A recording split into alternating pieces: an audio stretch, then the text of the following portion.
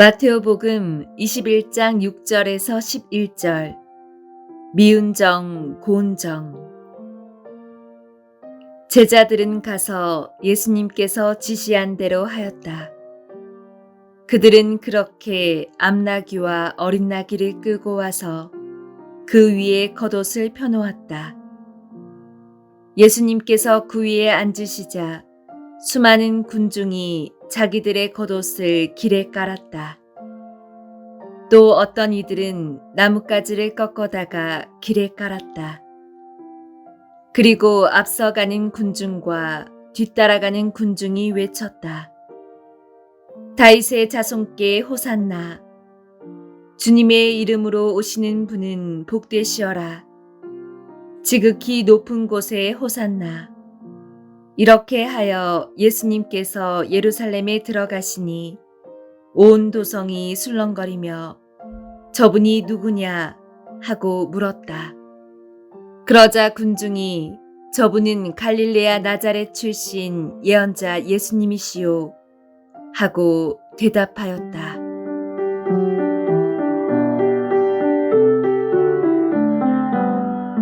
죄를 짓지 않고 살려면 어떻게 해야 하는가? 옛날 선조들이 하였듯이 사막으로 나가거나 수도원에 들어가야만 죄를 짓지 않는 삶을 살 수 있는가 하는 질문을 받을 때가 있습니다. 죄를 짓지 않는다는 것은 물론 중요합니다. 죄란 나와 하느님, 나와 다른 사람들과의 관계를 망가뜨리는 행위이며 결국은 스스로를 무너뜨리는 결과를 낳기 때문에 죄를 짓지 않으려고 노력하는 것은 중요합니다.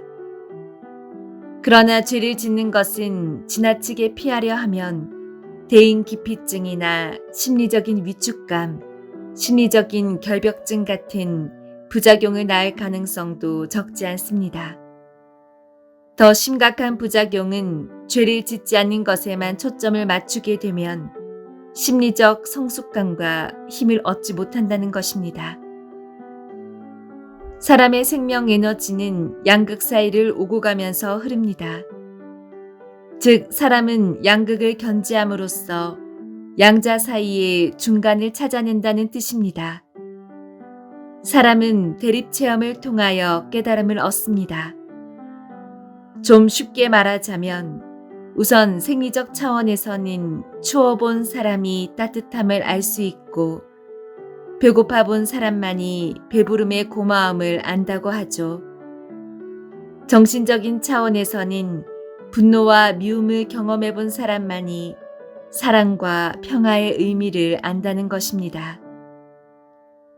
또한 사람은 적응과 자기 관철 유착과 분리처럼 대립과 대결을 계속하는 동안에 비로소 자기 정체성을 확보하게 된다고 합니다.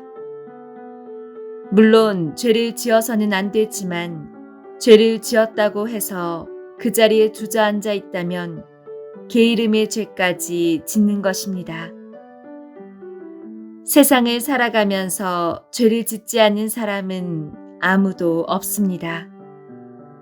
어떤 사람은 자신이 지은 죄, 자신이 범한 실수에 매달려서 자신을 한없이 비난하고 학대하며 살고, 어떤 사람은 자신의 과오를 인정하고 좀 더 나은 삶을 살기 위해 노력하여 내적 성장을 이루고자 합니다. 어느 쪽이 더 하느님께 가까이 갈 수 있나 하는 것은 물어보나 마나입니다. 복음의 주님을 환영하는 사람들에 대한 기록이 나오고 있습니다. 어떤 신학자들은 이들을 일컬어 쓰면 뱉고 달면 삼키는 족속들이라고 비난하기도 합니다. 지금은 주님을 환영하지만 나중에는 주님을 버린다는 것이죠. 물론 그렇게 볼 수도 있겠지만 이들 역시 주님을 반기고 버리는 과정을 통하여 자기 정체성을 만들어가는 사람들일 뿐입니다. 범생이 같은 신앙들이 있습니다. 우리들은 어떤 사람들을 일컬어서 범생이라고 부를 때가 있습니다. 모범적인 사람이 아니라 지나치게 원론적이고 융통성이 없는 사람, 이런 모범생 컴플렉스를 가진 사람들은 몇 가지 문제점이 있습니다. 그 중에서 가장 큰 문제는 스스로 자신의 의지와 욕구를 가질 수 있다는 생각을 못한다는 것입니다. 마치 영화 포레스트 검프에 나오는 주인공처럼요. 윗사람의 마음에 들게 행동하지만 정작 자신이 진정으로 무엇을 원하는지 잘 모릅니다. 스스로 자기 삶의 목표를 정하고 창의적으로 사는 것을 두려워합니다. 그래서 자기 인생을 자신이 책임지기보다 권위 있는 사람 혹은 집단이 대신 결정 내려주길 바랍니다. 그리고 위에서 결정한 것에 대하여는 무비판적으로 받아들입니다.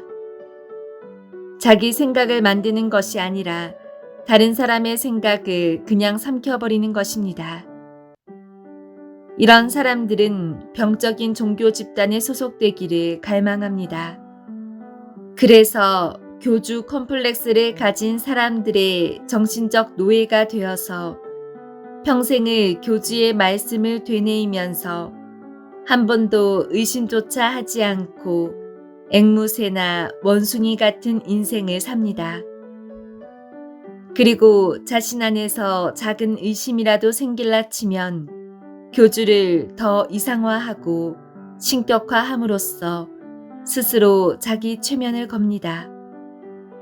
또한 그러면서 자신을 신적인 존재가 선택해준 사람이라는 이해하기 어려운 선민의식을 가지고 교주를 알리기 위한 열성적이고 광신적인 신도가 되어버립니다.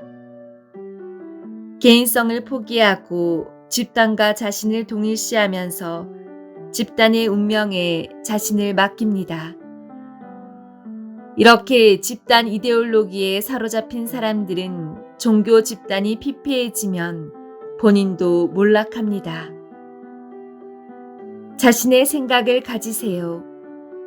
비록 어설플지라도 자신의 생각을 만들어가고 다듬어가는 공부를 하는 것이 정신적 건강을 갖는 데 아주 중요합니다.